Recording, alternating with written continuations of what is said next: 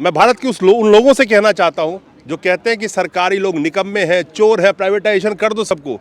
अरे जिस दिन बिजली प्राइवेट हो गया ना, घर में बल्ब जलाने लायक नहीं बचोगे। जिस दिन रेल प्राइवेट हो गया ना, चढ़ने लायक तो अभी भी नहीं बचे हो, जेब में पैसे नहीं है। जिस दिन बैंक 12 बज गए ना, उनका निजीकरण हो गया ना, तो अकाउंट में पैसे रखने लायक नहीं बचोगे। हर महीना पैसे वैसे ही साफ होते चले जाएंगे। देश का कोई जमींदार है तो वो भारतीय रेल है। करीब करीब औसत में बताऊं 5 लाख हेक्टेयर के करीब रेलवे के पास जमीन है अपनी। चमकदार रोड, उस रोड पे चलने लायक आप बचे हैं, उस बस के किराए के लायक आप बचे हैं। वो रेलवे ही थी और रेलवे ही है जो भारत को गांव से जोड़ती है और गांव वालों को शहर से जोड़ती आई है। पब्लिक है कि हाँ भेज दो भेज दो भेज दो, ये सारे निकम्मे खड़े हैं, ये सारे निकम्मे खड़े हैं। लेकिन ये लोग आवाज लगा रहे हैं, आवाज लगा रहे हैं अपने लिए भी, लेकिन मैं कहूंगा 90% आवाज लगा रहे हैं उस जनता के लिए जो 2.5 करोड़ जनता रोज सफर करती है और जिसकी सुरक्षा का सवाल है। तो भारत की जनता को यह समझना चाहिए कि जब तक रेल भारतीय रेल है तभी तक आप उसमें बैठ पाएंगे, जो अभी भी थोड़ा बहुत बैठ पा रहे हैं। नहीं तो स्टेशन के सामने से गुजर जाएंगे ना, तो पता चलेगा कि 20 रुपए का टिकट कट रहा है कि इधर पलट के तो नहीं देखा कहीं तुमने। आज रेलवे की सुरक्षा हम लोग उसी आर्मी के हिसाब से कर रहे हैं, तो निश्चित रूप से हमारे डिपार्टमेंट में इन चीज़ों के लिए एक सम्मान देना, जो एक तरह का अलाउंसेस होता है कि अलाउंसेस देख हम किसी का सम्मान बढ़ाते हैं, दूसरे लोगों को दी जाती है, लेकिन हमें बैक फुट पर रख दिया है। दोस्तों नमस्कार, हमारे साथ जो खड़े हैं मैं कह सकता हूं कि ये लोग रेलवे के बैकबोन है। ये सब सिग्नल एंड टेलीकम्युनिकेशन स्टाफ है रेलवे के। भारत की बैकबोन रेलवे ट्रैक मेंटेनेंस वालों को दिखाया था आपको। हमारे साथ जो आज खड़े हैं ये सिग्नल्स एंड टेलीकम्युनिकेशन वाले हैं, एक बहुत ही महत्वपूर्ण डिपार्टमेंट रेलवे का। और मौजूदा वक्त में रेलवे जिस दौर से गुजर रहा है, जिसको निजीकरण की दिशा में भी ले जाया जा रहा है, चाहे वो स्टेशन हो चाहे रेल हो, आखिर जनता जब तक इस बात को समझेगी, जिस तरह से टिकटों के में फेयर में इजाफा होते जा रहे हैं, प्राइवेटाइजेशन के क्या फ़ायदा जनता को नज़र आ रहा है, ये तो जनता तय करे। लेकिन हम बात करेंगे इनकी डिमांड्स की। किस लिए आज आप लोग यहाँ पे खड़े हैं? एक इम्पॉर्टेंट डिपार्टमेंट है रेलवे का, टेलीकम्युनिकेशन, सिग्नल्स एंड टेलीकम्युनिकेशन, और किस लिए खड़े हैं? पहले हम लोग यहाँ पे जिस तरह से आए हुए हैं कि पूरे भारत से इस अपने दुख दर्द को बांटने के लिए हम लोग यहाँ पे शेयर हुए हैं आपके माध्यम से। सबसे पहली बात होती है कि हमारा जो सिग्नल एंड टेलीकम्युनिकेशन है, ये स्पीड, सेफ्टी और इकोनॉमी, रेलवे को ये तीनों चीज़ें एश्योर करती है। जिस स्पीड से आपने देखा होगा कि अभी जिस तरह से रेलवे का विकास हुआ है, गतिमान एक्सप्रेस और अभी तेजस एक्सप्रेस और वंदे भारत एक्सप्रेस, इनकी गति बहुत बढ़ाई गई है। ये 160 किलोमीटर प्रति घंटे की रफ्तार से भारतीय रेल आगे बढ़ रही है। तो इस चीज़ को अचीव करने के लिए सिग्नल एंड टेलीकम्युनिकेशन का एक बहुत बड़ा रोल है। जिस तरह से आप एक सुरक्षित आप अपने गंतव्य स्थल तक पहुंचते हैं, तो इसमें सिग्नल एंड टेलीकम्युनिकेशन का एक बहुत बड़ा हाथ होने के कारण हमारे जो कर्मचारी हैं उनकी कुछ मांगे हैं। जिस तरह से उनकी जो ड्यूटी है वो 8 घंटे के बाद भी अगर कोई फेलियर होता है या दुर्घटना घटती है तो उन्हें दोबारा बुलाया जाता है। अपने घर से वो उस तरह से बंधे हुए रहते हैं कि जब वो कहीं जा नहीं सकते, लेकिन 8 घंटे के बाद भी उनकी जो ड्यूटी होती है उसके लिए उन्हें कोई एक्स्ट्रा आवर्स के लिए कोई एक्स्ट्रा पेमेंट नहीं दिया जाता, कोई रेम्यूनरेशन नहीं दिया जाता है। इसके साथ साथ हमारे जो पटरियों पर चलने के कारण, उनमें काम करने के कारण बहुत सारे, जिस तरह से आपने कहा कि ट्रैकमैनों को भी ये झेलनी पड़ी है, ये उनके भी कई लोग इस तरह से रन ओवर होकर के एक्सपायर हुए हैं। तो सिग्नल एंड टेलीकम्युनिकेशन की भी सारी जो गियर्स लगे होते हैं वो पटरियों पर ही होते हैं। उसको मेंटेन करने के लिए जाते समय, दुर्घटनाओं को अटेंड करते समय उनकी भी काफ़ी ज़्यादा तादाद में उनकी मृत्यु हुई है। और जिसके कारण हम ये एक रिस्क एंड हार्डशिप को देखते हुए ये डिमांड कर रहे हैं कि जिस तरह ट्रैकमैनों को भी दिया जा रहा है, उस तरह सिग्नल एंड टेलीकॉम के कर्मचारियों को भी रिस्क एंड हार्डशिप अलाउंस दिया जाए। भारतीय रेल, हम डिफेंस की बात करें, करीब करीब टोटल सेंट्रल गवर्नमेंट की एम्प्लॉय की 30% जॉब डिफेंस देती है। नेक्स्ट भारतीय रेल है, करीब करीब 28% जॉब जो है भारतीय रेल में दिया जाता है सेंट्रल गवर्नमेंट की। अगर हम बात करें तो जो आप लोगों की डिमांड है, आप क्यों नहीं मानी जा रही है? जबकि इतनी बड़ी सेफ्टी की इश्यूज़ आप बता रहे हैं, सब कुछ बता रहे हैं। पीछे मैं ट्रैकमैन से भी बात कर रहा था, उनको भी बहुत सारे इश्यूज़ हैं। आखिर इन सेफ्टी इश्यूज़ को इग्नोर क्यों किया जा रहा है? जैसा कि हमारे जनरल सेक्रेटरी साहब ने कहा कि लगभग हर एक कर्मचारी से ज़्यादा 1.5 लगभग 2 कर्मचारी हर महीने शहीद हो जा रहे हैं रेल की पटरियों पे कट के कार्य के दौरान। हम समय समय पे अपनी मांगों को रेल मंत्रालय तक, रेलवे बोर्ड तक पहुंचाते रहे हैं और ये बताते रहे हैं कि भाई हमारी समस्याएं क्या है। उसमें मुख्य मुद्दा है हार्डशिप अलाउंस का, रनिंग एंड हार्डशिप अलाउंस का, और जो कि हमें नहीं प्राप्त हो पा रहा है। दूसरा है 8 घंटे की ड्यूटी। हमारे कर्मचारी जो है 8 घंटे कार्य करने के बाद भी उनको कभी भी फ़ोन करके बुला लिया जाता है। तो इसके लिए रेलवे विभाग को हम लोग बताते हैं समय समय पे कि हम जो है 8 घंटे की ड्यूटी के बाद अगर कोई कर्मचारी जाता है तो या तो उसको ओवर टाइम अलाउंस दिया जाए, अन्यथा 8 घंटे की ड्यूटी सुनिश्चित किए जाए। लेकिन रेल विभाग इस मांगों को नहीं कर पा रहा है। उसका मुख्य कारण ये भी हो सकता है कि रेलवे में लगभग 25% वैकेंसी है, 25%, जिसको अभी नहीं लगता है कि रेल जो है इसको भरने में इच्छुक है। क्यों इसलिए नहीं भरना चाहती रेलवे? अब ये सरकार की नीति है या क्या समस्याएं हैं, जबकि ये जो है हमारा जो डिपार्टमेंट है, ये एक सेफ्टी डिपार्टमेंट है जो कि बहुत ही महत्वपूर्ण है। इसलिए हम रेल मंत्रालय से, रेल मंत्री जी से, प्रधानमंत्री जी से ये आग्रह करते हैं, हाथ जोड़ के विनती करते हैं कि रेल में जो वैकेंसी है उसको भरी जाए ताकि रेल को जो है सुचारू रूप से चलाने में मदद मिले। करीब करीब 14 लाख एम्प्लॉय, मैं बताता हूँ आपको, करीब करीब 14 लाख वैकेंसीज हैं रेलवे में। अगर हम आंकड़ों की बात करें तो करीब करीब 12.5 लाख ऑक्यूपाइड हैं, 1.5 से 2.25 लाख की वैकेंसी खाली है, 2.5 लाख की वैकेंसी खाली है रेल में। उसमें सिग्नल एंड टेलीकम्युनिकेशन में भी होंगे इनके, अगर मैं गलत नहीं हूँ तो करीब करीब 63,000 के करीब सिग्नल एंड टेलीकम्युनिकेशन से जुड़े स्टाफ है। जिस रेल पे आप चैन की नींद रात को सोते हैं, उस चैन की नींद सोने में जिनका सबसे बड़ा हाथ होता है, उसमें एक हाथ इनका भी होता है, उसमें एक हाथ ट्रैकमैन का भी होता है।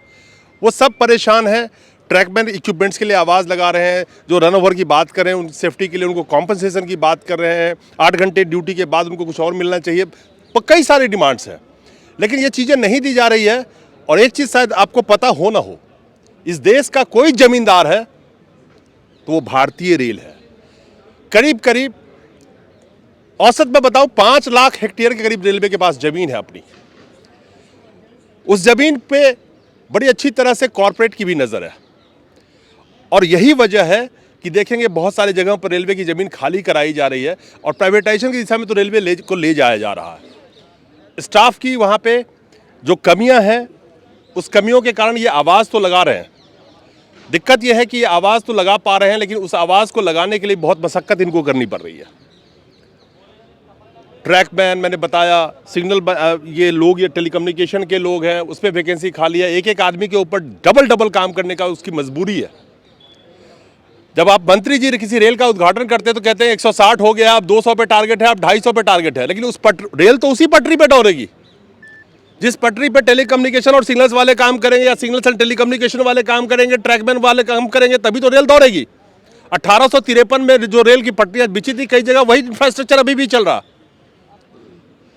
तो रेल को जो कह रहे हैं कि हम बुलेट ट्रेन ले आएंगे, बुलेट ट्रेन हवा में तो नहीं चलेगी, मैग्नेटिक भी चलेगी, तभी तो वो पटरी पे ही चलेगी।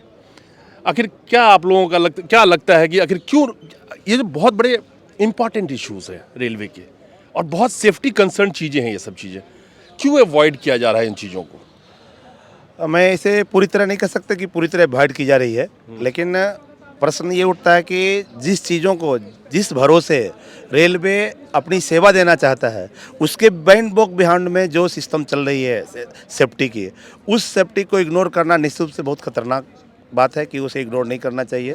हमारा रेलवे का जो डिपार्टमेंट, जैसे हमारा महामंत्री बताया कि आज के डेट में स्पीड, जो आप स्पीड की बात करेंगे तो बिना सिग्नल का स्पीड हम मेंटेन नहीं कर सकते। इकोनॉमी की बात करेंगे, यदि हमारा PRS सिस्टम बंद हो जाए जो हम मेंटेन करते हैं, आप घर से निकले आपको ट्रेन पर बैठने तक की सारी इन्फॉर्मेशन टेलीकॉम डिपार्टमेंट देती है। यदि ये सुविधाएं आज इस मॉडर्न युग में ले ली जाए तो शायद पब्लिक ट्रेन का टिकट भी नहीं निकालेगी। यानी स्पीड और इकोनॉमी, रेलवे के अंदर जो पैसा आ रहा है, रेलवे के अंदर जो सुविधाएं मिल रही है पब्लिक को भी, उसके पीछे खड़ा है S&T डिपार्टमेंट। अब उस डिपार्टमेंट जो दोनों चीज़ें मेंटेन करती है, उस पर जितनी भार दे दी गई है तो उसके हिसाब से उसके कर्मचारियों को वेलफेयर देखना भी हमारे सरकार का काम है, जिसके लिए हम गुहार लगाने हम लोग यहाँ इकट्ठा हुआ है। एक मिनट, करीब करीब 2.5 करोड़ रोजाना सफ़र करते हैं इसी रेलवे में। यानी कि एक ऑस्ट्रेलिया की आबादी रोज़ रेल में बैठी होती है, उस रेल में बैठी होती है जहाँ पे ये इम्पॉर्टेंट एक डिपार्टमेंट है, सिग्नल्स एंड टेलीकम्युनिकेशन के लोग आवाज़ लगा रहे हैं, चाहे आपकी सेफ्टी की आवाज़ हो, चाहे रेल की सेफ्टी की आवाज़ हो। लेकिन यहाँ पे एक सवाल बनता है कि जिस तरह से रेलवे को प्राइवेटाइजेशन की दिशा में ले जा रहा है, क्या सरकार इंतज़ार कर रही है कि 2-4 मेजर दुर्घटनाएं हो इसकी वजह से और पब्लिक का विश्वास रेल से कम हो ताकि रेल को बेचने में सुविधा हो? मैं ये सवाल इसलिए रख रहा हूँ कि जिस तरह से PSUs की हालत की जा रही है, उसको कौड़ियों के भाव में बेचने की कोशिश की जाती है, तो क्या पब्लिक का एक परसेप्शन बनाने की कोशिश की जा रही है कि रेल को इस दिशा में ले जाओ जहां पे पब्लिक है कि हाँ बेच दो बेच दो बेच दो, ये सारे निकम्मे खड़े हैं, ये सारे निकम्मे खड़े हैं। लेकिन ये लोग आवाज लगा रहे हैं, आवाज लगा रहे हैं अपने लिए भी, लेकिन मैं कहूंगा 90% आवाज लगा रहे हैं उस जनता के लिए जो 2.5 करोड़ जनता रोज सफर करती है और जिसके सुरक्षा का सवाल है। लगता है कि लोगों को भी चीज़ें समझ में आने लगी है, क्योंकि भारत जो बना हुआ है उसे PSUs का बहुत बड़ा योगदान है और रेलवे बैकबोन रही है भारत की। खासकर 80 करोड़ जनता तो 5 किलो अनाज पे टिकी है। मैं कहता हूँ आज की डेट में 100 करोड़ जनता उस रेलवे के सहारे ही सफ़र कर पाती है, जो 100 रुपये में कम से कम आज के वक्त में भी 200 किलोमीटर ले जाती है उसको, वरना वो कहाँ और कैसे ट्रैवल करेंगे। चमकदार रोड, उस रोड पे चलने लायक आप बचे हैं, उस बस के किराए के लायक आप बचे हैं। वो रेलवे ही थी और रेलवे ही है जो भारत को गांव से जोड़ती है और गांव वालों को शहर से जोड़ती आई है। उस रेलवे के हालात आज कुछ अच्छे नहीं है। आखिर में कैसे हमारे कुछ मूलभूत जो समस्याएं हैं मैं आपके माध्यम से रखना चाहूँगा कि जैसे हमारे महामंत्री जी 8 घंटे की ड्यूटी और रजिस्टर्ड हार्डशिप अलाउंस तो बताया ही, साथ साथ ये जो घटनाएं जो रेलवे खुद अपने बताती है कि हमारे यहाँ पर महीने मोर देन 1 स्टाफ का अपघात होता है, जिसमें से कि एक बहुत बड़ी बात हमारे यहाँ नाइट फ्लोर गैंग का स्थापना होना चाहिए। रोड साइड स्टाफ हमारा अकेला भाई काम करता है, रात को भी काम करता है, दिन को भी काम करता है। सोए में जब वो मेंटेन करने जाएगा, एक तो रेल की सुरक्षा तो हो ही सकती है, साथ साथ पहली वो सुरक्षा उसकी खुद की हो जाती है। तो इसलिए जैसे देश का बॉर्डर पे हमारे आर्मी देश की सुरक्षा कर रहा है, आज रेलवे की सुरक्षा हम लोग उसी आर्मी के हिसाब से कर रहे हैं। तो निश्चित रूप से हमारे डिपार्टमेंट में इन चीज़ों के लिए एक सम्मान देना, जो एक तरह का अलाउंसेस होता है कि अलाउंसेस देख हम किसी का सम्मान बढ़ाते हैं, दूसरे लोगों को दी जाती है, लेकिन हमें बैकफुट पे रख दिया गया है। ऐसा क्यों? ये हमारा प्रश्न खुद है।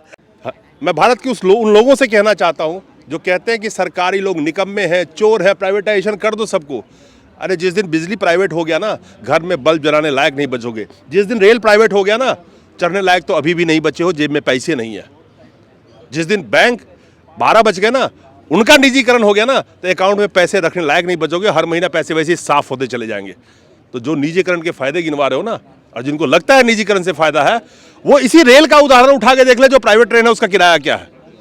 1800 रुपए की 3rd AC की टिकट अगर दिल्ली से हम पटना की बात करें, 6-6 हज़ार 6.5 हज़ार में बेची जाती है पीक टाइम में। चढ़ पाएंगे? स्लीपर बस पटना से दिल्ली चलती है, आधे बस का परमिट नहीं है। मधुबनी से दरभंगा, बिहार की बात कर रहा हूं, क्योंकि ज्यादा लोग सफर बिहार में लोग बस से कर रहे हैं, पटना, दिल्ली और दरभंगा की। 4200 रुपए की बस की टिकट है। हवाई चप्पल वाले बैठ पाएंगे उस बस में भी क्या? ट्रेन तो छोड़ दो।